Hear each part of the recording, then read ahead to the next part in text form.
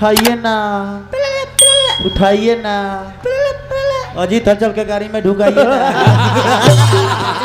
गाड़ी मर जाता, गाड़ी में हो जाता, गाड़ी में कहना ढुके पे लेके भागले हो का तू गाड़ी नहीं दिख रहा था लेके बैठा दे।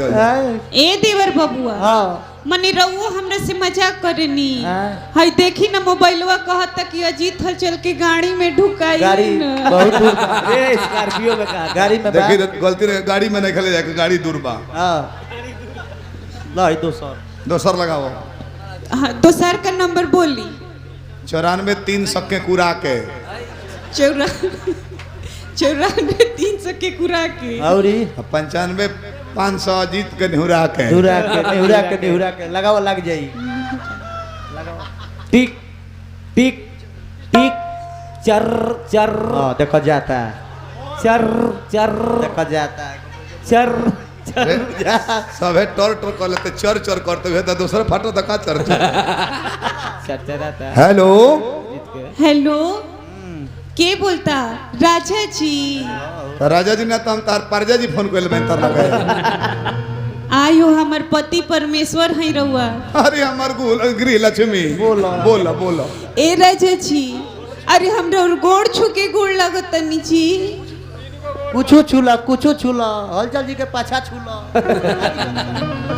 ए राजा जी हमरे के छोड़ के परदेश में बसल बनी। अच्छा ई बताई इतना सुंदर मौसम में हम रहुआ की याद आवतो बनी कि नहीं खियावची?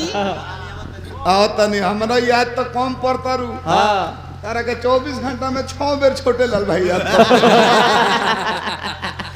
ए राजा जी हम का सरधा लगा के बैठल बनी रहुआ तमरा मैं सरधा पर पानी फिरत चल जतनी। का भइल बा?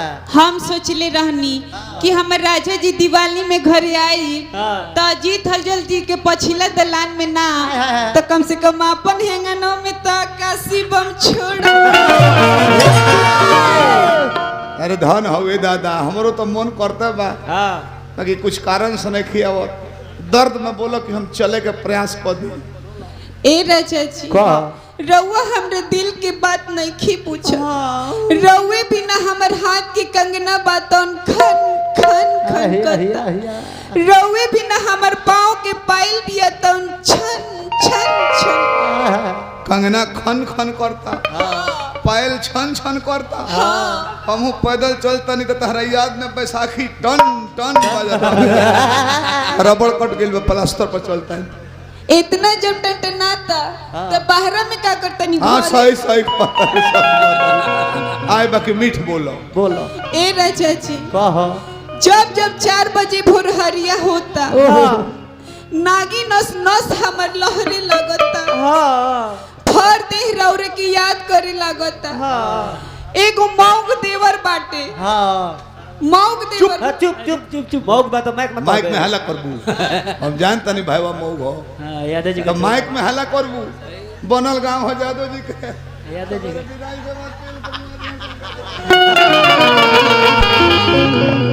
कहतनी जाए दर सोटा में कहो। ए देवर बबुआ जी तनी हमर गोड़ दबाई ना। जाए दो ना दबा तो यहाँ सर मीठ बोला रहे दो मर्दा घरे नहीं खाए ना मुंह ना लागत होई नु ना हां हां का भइल बता तो बतियाती वाले मर्दा से पागल बतियाई थी लेकिन हमें देखी ना बड़ा मोटा आवाज निकलता पातर करो हो पातर कदम भारी होता साउंड वाला भैया बस भैया ठीक हो गया रह दा तो भाई तू हम बउआ है बड़ा था वो बड़ा से बढ़ाओ तो नहीं तो ना बढ़ाओ तो लई खाली कहते बढ़ाई ना साफ नटी पर ले साउंड ले बड़ा बम बम एकदम बतिया ले मारदा से सावन के महीना बा बड़ा याद आवता हमरा राजा जी की का जने काहे मन में उखी बिखी लिसले बा हमरा बहुते राजा जी की याद आवता। ए देवर बबुआ सुन तनी तनी हनिए लगिया आई ना हमरा तनी एगो काम करी का करे के बा हमरा राजा जी से बात कराई ना। लो मोबाइल वाला हट हाँ ना धर 10,000 के लेबर वाला सेट है हैला एप्पल के हो एप्पल के ई मोबाइल एप्पल के ह है एप्पल हो तो ई कैसे चलेला जी ई तरह से ना खोली कैसे खुली एमे फेस लॉक बा हाँ बाकी पहले जानता नहीं हमार समाई लोग का करतलो फेस लॉक लगाए मैं जब दिन में सूत जाम हाँ आँखिया बवा के अच्छा खोल के पैसों निकाल लेता लोग हाँ अब ऐसा ने फेस लगा देले बनी हाँ कौन जाना छुअत नहीं साफ ना। विकराल रूप में एकदम बोलो अब सुतला में खोलबो करिलू